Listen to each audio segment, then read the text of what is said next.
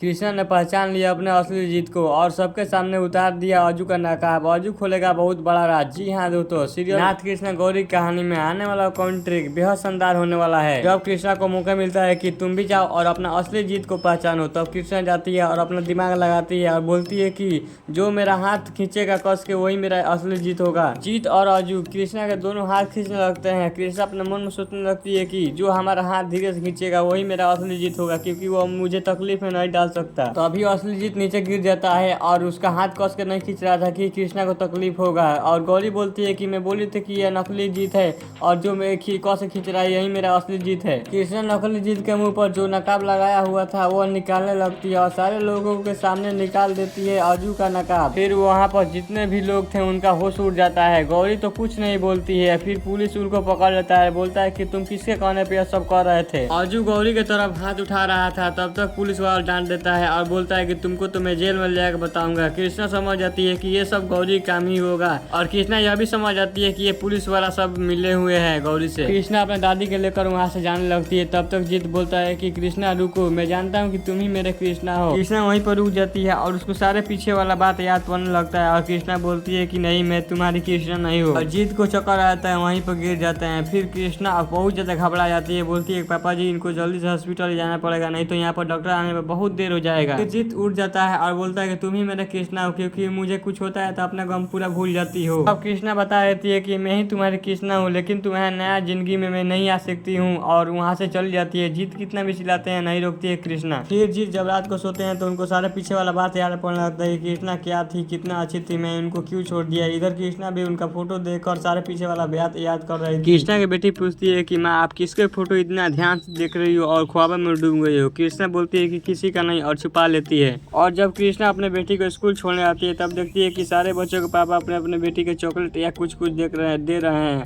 और कृष्णा की बेटी के कुछ दोस्त आकर चिढ़ा देते हैं कि तुम्हारे पापा नहीं है, तुम्हारी मम्मी तो स्कूल चल जाती है और इस टैक्सी में आई है, बहुत कुछ बोल देते हैं। कृष्णा की बेटी को बहुत बुरा लग जाता है और अपने माँ जाकर पूछती है कि माँ मेरे पापा कहाँ हैं, मेरे पापा नहीं है। तो वो बोलती है कि तुम्हारे पापा हैं लेकिन अभी यहाँ पर नहीं है।